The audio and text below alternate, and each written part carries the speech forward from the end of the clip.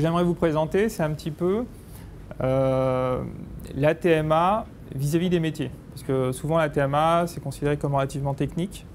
Et l'objectif de l'événement, c'est un petit peu montrer qu'on peut faire de la TMA un élément de satisfaction du business, et on va surtout comprendre pourquoi c'est important de le voir ainsi. On va s'intéresser à l'évolution de la solution CRM une fois le projet terminé. C'est le moment où je vais demander à Thierry d'intervenir. Alors pourquoi la TMA est un sujet qui m'est très cher? Parce que je pense que réellement, c'est la solution idéale en tant que DSI pour répondre à l'attente de nos métiers. Une TMA, ce n'est pas une DSI avec un prestataire, ça se fait à trois. Ça fait les métiers, la DSI et les prestataires. Mais on en reviendra un peu après. Il faut être sûr que les équipes qui bossent sur le projet sont à 100% sur le projet. Et les équipes qui bossent sur la maintenance sont à 100% sur la maintenance.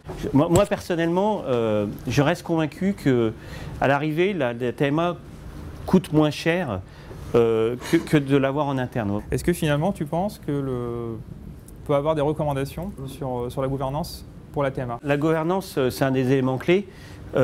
Pour moi, la gouvernance de la TMA, ça doit être votre gouvernance. Ce n'est pas le prestataire qui doit imposer sa solution. C'est clair qu'elle doit être en phase avec la gouvernance, avec la culture de l'entreprise.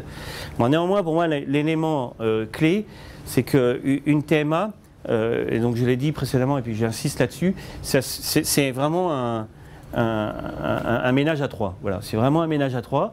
On est le leader en tant que DSI, c'est clair, on a le leadership, mais il faut travailler avec le prestataire, avec les métiers. Il faut donner l'accès aux métiers, aux prestataires, puisque si on veut garder cette satisfaction utilisateur, il est important que le prestataire connaisse le métier de l'entreprise. Il est important qu'il connaisse les personnes de l'entreprise qui managent ces éléments-là. La TMA, c'est basé sur la confiance. Si vous faites un appel d'offres de TMA, il faut avoir une période importante, à mon avis au moins 6 mois, de connaissances réciproques avant d'être en régime stable et d'avoir un contrat plus ficelé. Bien évidemment, les indicateurs, ça fait partie des choses clés dans un contrat de TMA. Par contre, il ne faut quand même pas oublier qu'un indicateur, par définition, ça indique.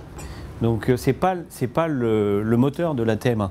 C'est quand même un point de vigilance important parce que des fois les gens passent plus de temps sur les indicateurs que sur le pur mode de fonctionnement. La meilleure défense, c'est quand même l'attaque. Donc travailler avec les métiers, les impliquer dans les décisions, dans le quotidien, donc travailler ensemble avec la gouvernance comme on l'a dit, travailler ensemble avec les indicateurs, ce sont des éléments qui font que la confiance, on en a parlé entre nous et le prestataire, bien évidemment, il faut l'avoir entre nous et les métiers. C'est quand même le prérequis pour moi d'une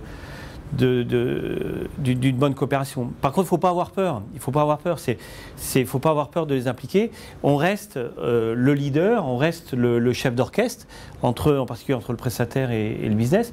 Mais il ne faut pas avoir peur de l'impliquer dans cet ensemble-là, puisque le métier, encore une fois, peut faire sans nous, et nous, on ne peut pas faire sans les métiers.